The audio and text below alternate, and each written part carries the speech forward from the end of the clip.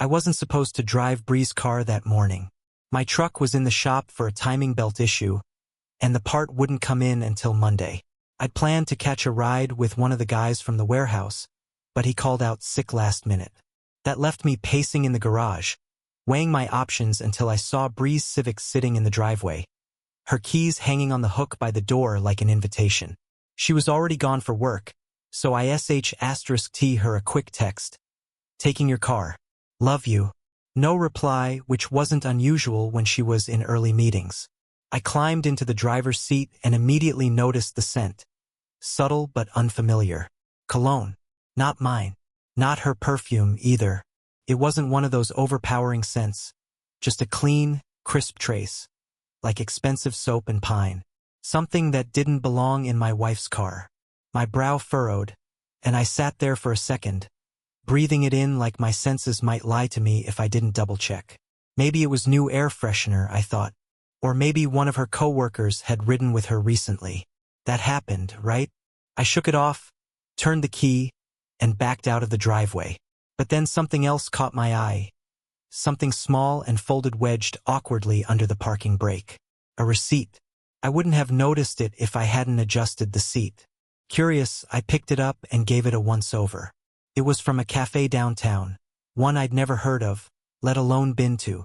It wasn't the usual chain spots we hit on weekends. This place had a name I couldn't pronounce and a logo with a watercolor pair. Kinda artsy. I looked at the timestamp. 2 days ago, mid-morning. Items listed: 2 cappuccinos, 2 croissants, 1 almond tart. Order name: Bree.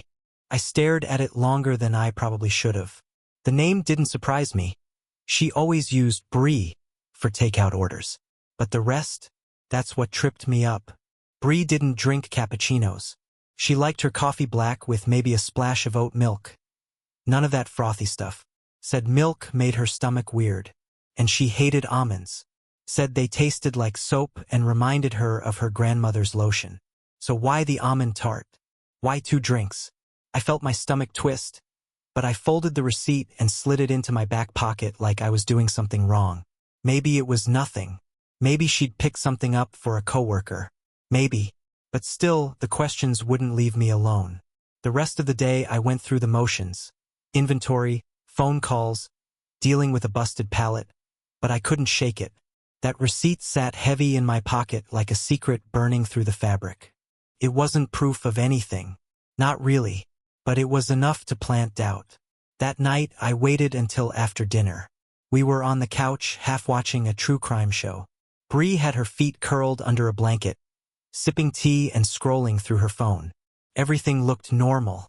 So, I said casually, I found something interesting in your car today. She looked up, eyebrows raised. Oh yeah, a receipt. From some cafe. Pear something? I pretended to fumble with the name. Had your name on it. For a split second, I saw something flicker in her expression. Barely there. A moment of hesitation. Then she laughed softly. Oh, that. Yeah, I went there with Claire the other day. She's been going through a rough time. Breakup and all that. I figured she needed a little sugar and caffeine therapy. I raised an eyebrow. Claire. Bree nodded, still smiling. You know, the one from HR? She's super sweet. We've been getting closer lately. I didn't think I'd mentioned her. You didn't. She tucked a strand of hair behind her ear. Oh, well, she's newish. Kind of a whirlwind lately at work, honestly. She said it all so naturally, so smoothly, that for a moment I wondered if I was the one making a big deal out of nothing. Still, I pushed gently. I thought you didn't like almond anything? She scrunched her nose. I don't. That was Claire's. I just grabbed what she asked for. And there it was, the perfect answer. The kind that makes you feel silly for asking. I nodded, said something like, makes sense, and dropped it. But I couldn't stop thinking about how quick her answer had come. Like she had already practiced it. The rest of the night, she was her usual self. Maybe even a little more affectionate. She snuggled closer than usual, laughed louder at the show. We ended the night like always. Brushing our teeth side by side, goodnight kisses, lights off. But when I lay there in the dark, staring at the ceiling, I kept thinking about that cologne. that almond tart, that unfamiliar cafe, and the fact that Claire, whoever she was, hadn't come up once in all our dinners and recaps and random stories. I'd been married to Bree for 6 years. I knew her habits, her tastes, her tells, and something about this didn't sit right. I didn't want to be the guy who second-guessed his wife over a pastry, but the seed was there now. Buried under the surface, sure, but alive. And once a seed takes root, you start to notice the soil, the cracks in the ground. You start to remember other things. After that night, the receipt stopped being just a curiosity. It became a lens. Everything Bree did started passing through it, refracted and examined. I didn't try to overanalyze things at first, I told myself to let it go. But the problem with letting go is that your mind doesn't always listen. Mine didn't. Instead, it held on tighter, digging through past weeks like a file cabinet, pulling out moments that had felt strange even then but hadn't seemed important enough to question. The first thing that came back to me was a weekend trip Bree had taken last month. She said it was for a networking conference in Cincinnati, just 2 nights. I remembered offering to drive her to the airport and her brushing me off quickly, said it was easier to just Uber. I didn't think much of it at the time. But now in hindsight, I wondered why she hadn't even let me see her off. And then there were the dresses. 3 of them bought in the same week. Not totally unusual, she liked fashion and her job in marketing often required her to look polished, but what struck me was the explanation. Flash sale, she'd said, waving the receipt like it proved everything. But I remembered asking, half-jokingly, when she was planning to wear them and she just smiled and said, eventually. One of them, a silky Berg asterisk and Y number with a low back, still had the tag on it when I last checked. It looked more suited for a date than a work event. Another thing, the phone calls. I'd noticed, even before the receipt, that Bree had started taking calls behind closed doors. It was subtle at first, just her stepping into the bedroom or pacing into the backyard when she was on the phone. But I started to realize it had become a pattern. Even if the call began while we were in the same room, she'd find an excuse to leave. Once, I caught a flash of her face when I walked into the kitchen mid-call like she hadn't expected me. Her smile faltered for half a second, then returned too quickly. It wasn't just the calls. Her phone, always face down. I couldn't remember the last time I'd seen a notification light up. I'd chalked it up to her being polite, present in the moment. That was how I used to see it. But now, I wondered what she didn't want me to see. We used to laugh about how she'd leave her phone everywhere and forget where she put it. Now, she seemed surgically attached to it. The only time it left her hand was when she put it in her purse. And then there was the bathroom. I know how that sounds, like I'm grasping at shadows, but stay with me. Bree had a habit of bringing her phone into the bathroom. That wasn't new. But it had become consistent. Almost strategic. She'd disappear for 20 minutes to shower, but I'd pass the hallway and hear the faint sound of her voice over water running. Once I stood outside the door, hand halfway raised to knock, when I heard a laugh soft, like she was trying not to let it carry. And then silence. A few minutes later, she came out with wet hair and that same faint smile. I didn't say anything. I didn't know how to bring it up without sounding like I was spiraling. I also started to notice things about our friend group. Or rather, the way they interacted with me. Holly in particular. She and Bree used to be inseparable, brunch every other Sunday, wine nights, their own little inside jokes. Holly had always been warm toward me, the type who gave big hugs and asked about work like she genuinely cared. But something changed. The last time I saw her, at a cookout, she'd gone quiet when I walked up to the patio where she and Bree were talking. It was subtle, a half-second shift, but I caught it. And when I joined them, she smiled too fast, like it was covering something. I asked her about her job, and she answered without looking me in the eye. When I brought up Bree's recent trip, Holly tensed. I asked Bree about it later, jokingly, like it hadn't bugged me, and she said Holly was just going through stuff. It didn't feel like Holly was the one going through something. One memory hit harder than the rest. A couple of weeks back, I'd surprised Bree at the mall. I was supposed to be working late, but the delivery came early, so I figured I'd swing by and help her carry the bags. She texted that she'd just arrived and was heading to the cosmetics section at Nordstrom. When I got there, I spotted her standing near the perfume counter, phone in hand. I watched her for a second. She was smiling, totally absorbed in whatever was on the screen. When I called her name and approached, she jumped. And I mean jumped. She hit the side button on her phone so fast it was muscle memory, like someone slamming a laptop shut the second you enter a room. She turned to me with a nervous laugh, saying, "You scared me," and tucked her phone into her purse. It was nothing, I told myself at the time. But I remembered it. All of it. Every micro-expression, every fumble, every too casual reply. And now, strung together like Christmas lights in reverse, they flickered with a different meaning. It's amazing how many things you can miss when you trust someone. You train your brain to dismiss the odd stuff. You fill in the gaps with benefit of the doubt glue. You tell yourself everyone deserves privacy, that some things are just coincidences, that love means not interrogating every little thing. But the truth is, once you see the first crack, you can't unsee the rest. And suddenly, the house you thought was solid starts showing you how hollow it really is. That night, I stood in the kitchen and watched Bree through the window. She was sitting out back with a glass of wine, phone in one hand, her feet curled up on the patio chair.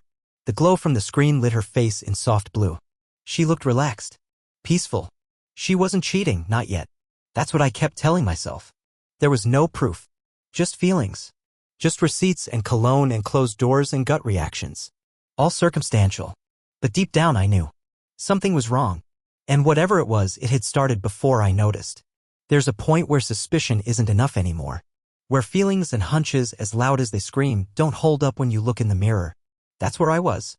Standing on the edge of doubt with no way forward but through it. I needed something concrete, something I couldn't excuse, something she couldn't explain away with another smooth sentence and a tired smile. So I did the one thing I never thought I'd do. I started planning. I told myself it wasn't about catching her. It was about clarity. About peace of mind. About finally being able to stop second-guessing myself every time she laughed at a text or stepped out to take a call. The plan came together in pieces. Not out of anger, not even revenge, just necessity. I bought a GPS tracker online, one of those discreet ones you stick under the dashboard or glove compartment. You connect it to an app on your phone and it pings location data every 5 minutes. It was surprisingly easy to install. I waited until a Sunday afternoon when she was out with her sister. She'd taken her car, not mine, so when she got back and headed straight upstairs to nap, I slipped into the garage with a flashlight and a wrench. It took me 10 minutes. When I walked back into the house, my hands were shaking. Not because I was afraid of getting caught, but because I couldn't believe it had come to this. That I'd reached a point in my marriage where surveillance felt like self-defense. I didn't expect anything major the first week. I figured I'd be watching for a while, collecting data, maybe catching inconsistencies in her late meeting stories or something like that. But on Friday morning, just 5 days in, I got the alert. Her car had left the house a little after 8 a.m. normal. She was supposed to be heading to the office like she always did. But by 8:45, the location pin wasn't at her workplace. It was across town in a quiet residential neighborhood near the historic district. Tree-lined streets. Big, older homes with character and wrap-around porches. I watched the dot hover there for over 2 hours. No movement. Just parked. Long enough for a work meeting? Maybe. But this wasn't an office building.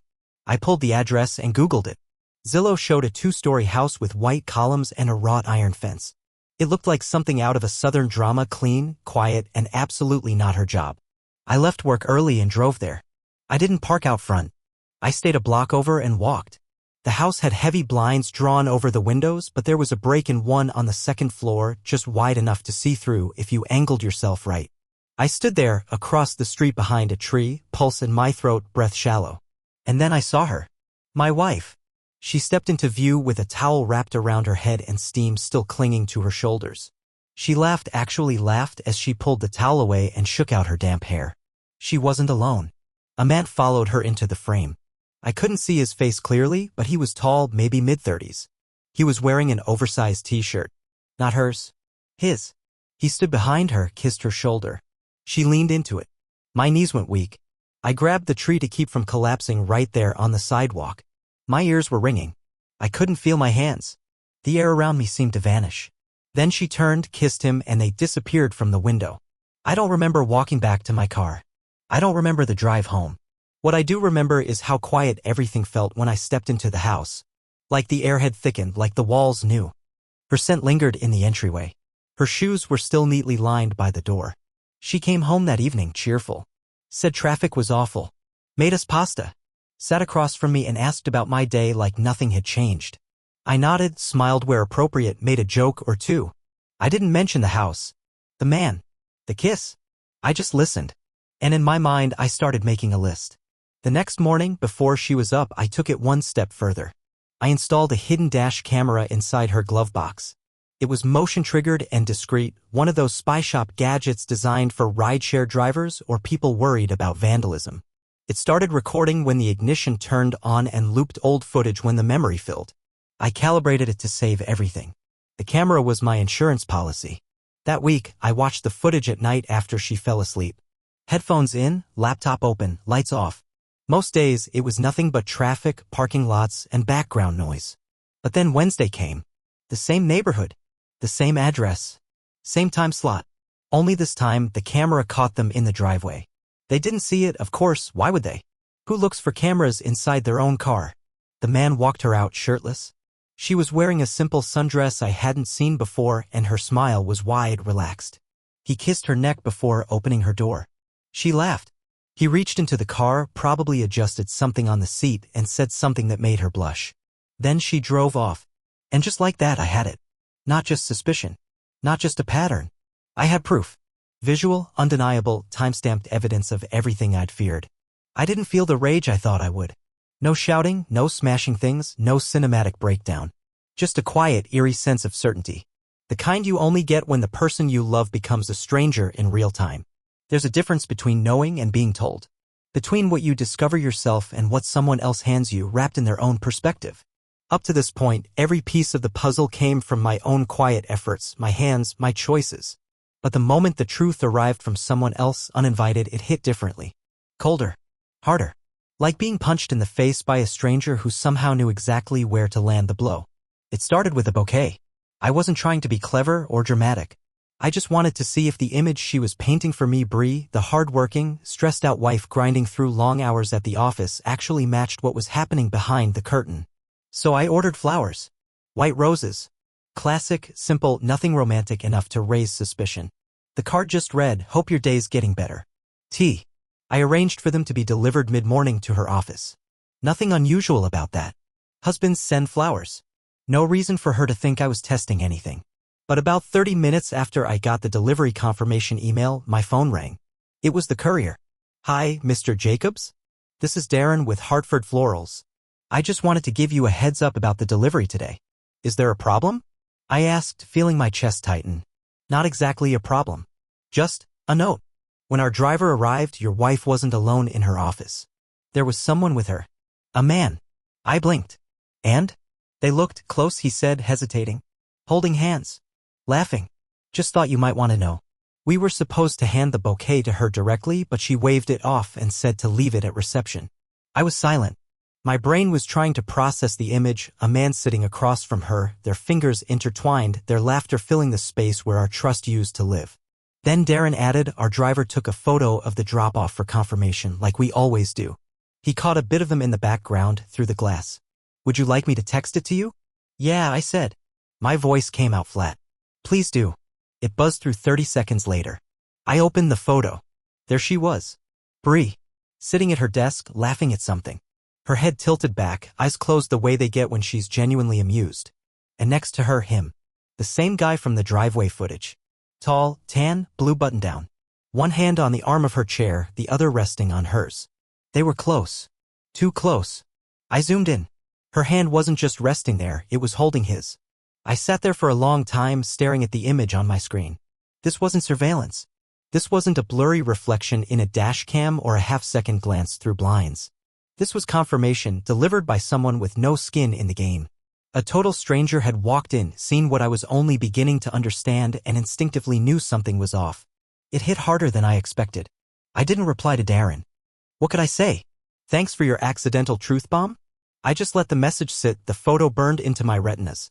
Later that night, she came home with takeout. Thai food. My favorite, ironically. She smiled like everything was normal. Set the bag down on the counter and kissed my cheek. Rough day, she said, cracking open a can of sparkling water. Let's just veg out tonight. I nodded. Didn't ask questions. Didn't bring up the roses. Didn't mention Darren or the photo or how my stomach twisted every time she smiled at me like we were still fine.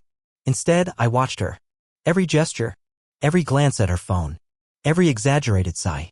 She looked happy. Not just content, happy. Lighter than she'd been in weeks. Maybe even months.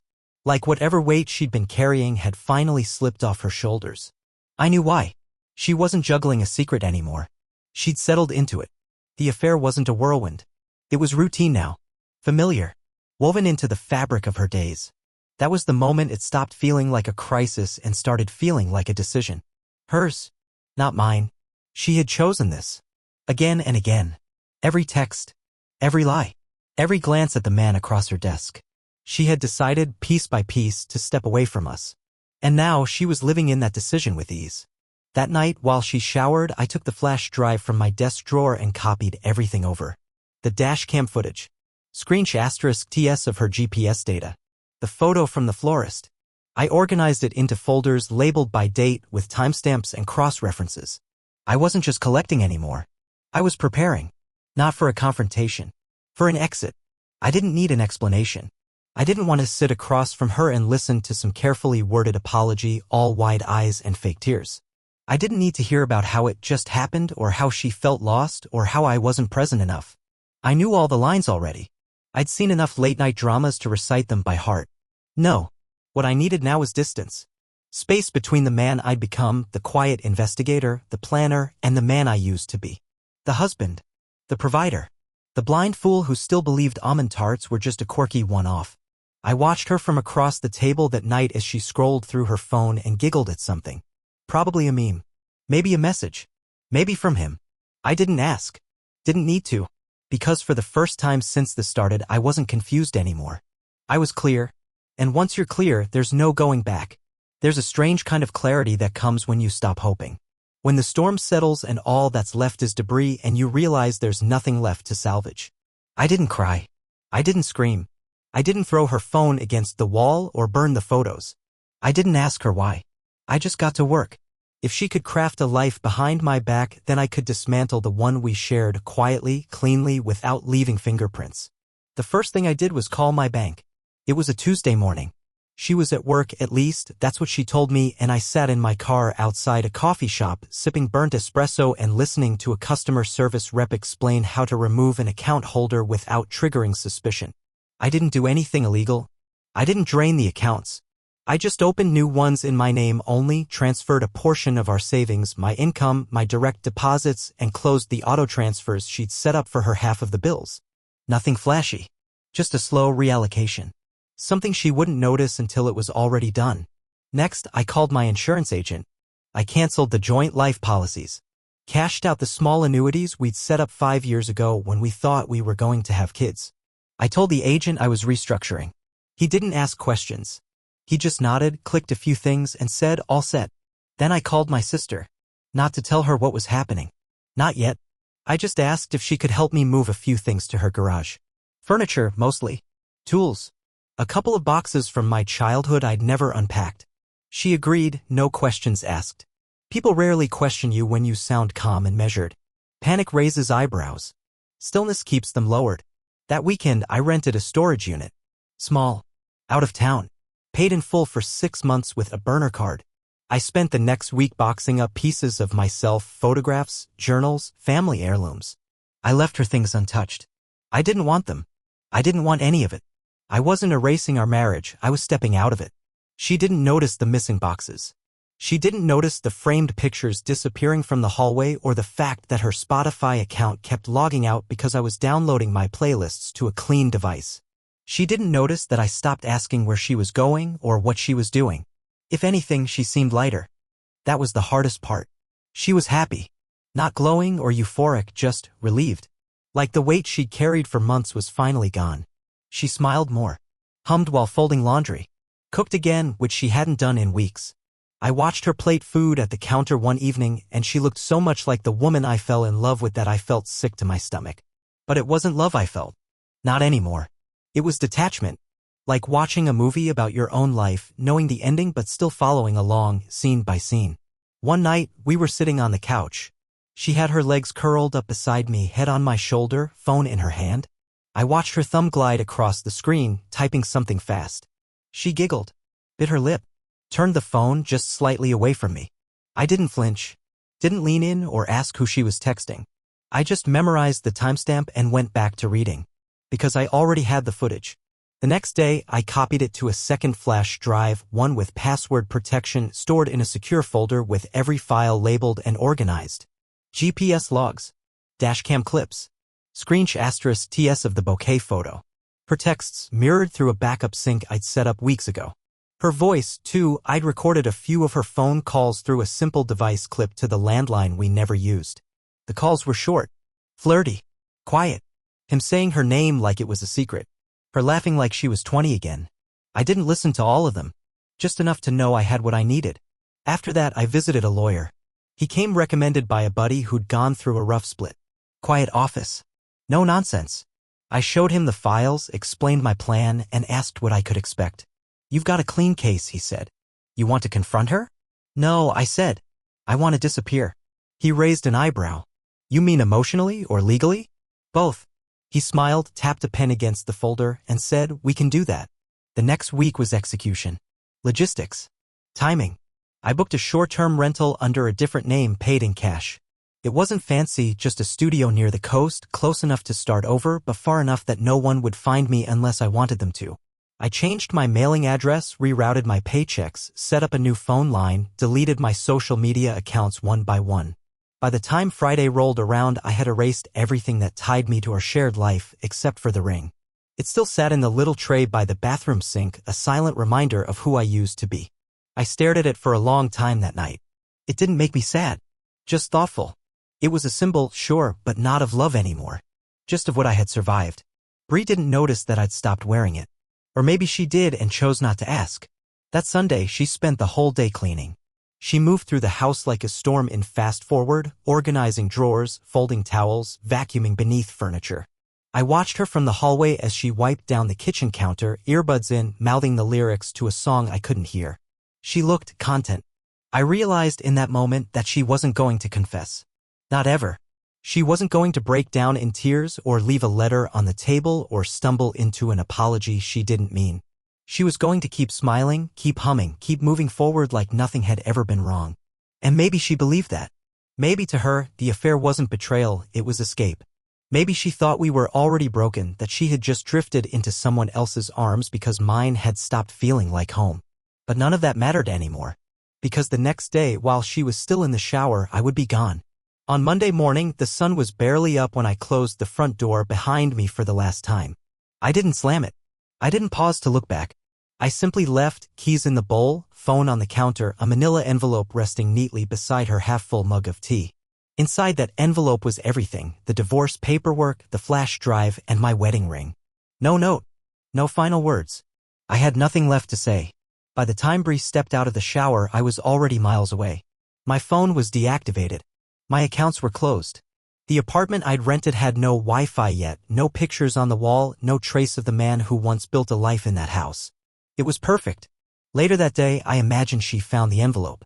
I imagined her pulling out the documents with trembling hands, her eyes scanning the pages as realization settled like a weight on her chest. I imagined her replaying every moment of the last few weeks, wondering when I knew. How much I'd seen. How she'd missed the signs that I had stopped being her husband and started becoming a ghost. She tried to call. I know because I checked the voicemail remotely once just to confirm. There were 7 missed calls in the first hour. 2 from unknown numbers. 1 voicemail, her voice cracking, a quiet, broken, please, Thomas. Just talk to me. I didn't listen to the rest. Instead, I blocked the numbers and erased the inbox. When she called my sister, she got the same response every time, he's okay. But he doesn't want to be found. There was nothing left for her to do but sit in the wreckage. A year passed. I didn't mark the anniversary. It just arrived one morning, subtle and quiet like spring after a long winter. Life had changed. My days were simple, early jogs by the bay, quiet evenings with a book, the occasional conversation with someone who didn't know my story. I wasn't running anymore. I was rebuilding. Then came the graduation. My nephew, my brother's kid, was walking the stage, and I made the trip back not because I had to, but because I wanted to. It felt like time. I didn't go alone. Her name was Jane. She worked at the local library, spent her days reading to kids and fixing jammed printers. She was kind, patient, and quiet in the way that felt like safety. She didn't ask about my past, and I didn't rush to explain it. We fit. Not perfectly, but honestly. We arrived at the ceremony just as the crowd was settling in. My family greeted me with warm hugs and disbelief. It had been a long time. And then I saw Bree. She stood off to the side, a few rows back, dressed in a simple blouse, her hair pulled up, makeup light. She looked older. Not in the sense of years, but in weight. Her eyes found me. They flicked to Jane. then back to me. She didn't smile. She tried to approach slowly, carefully, but I simply nodded, acknowledging her, no more, and turned back to Jane, introducing her to my cousins, laughing at old stories. Bree stopped. She stood there, waiting for a moment that never came. In the photo we took after the ceremony, everyone grinning under the archway of the school, she wasn't in it. Later, someone asked if I saw her. I did, I said simply. That was all. Because in that moment, surrounded by people who still knew how to love cleanly, I realized something I hadn't been able to name before. The betrayal itself wasn't the worst part. It was staying. Staying in a place where trust had eroded, where affection was currency traded behind closed doors. Leaving had saved me. And seeing her again on the outside, looking in, proved just how far I'd come.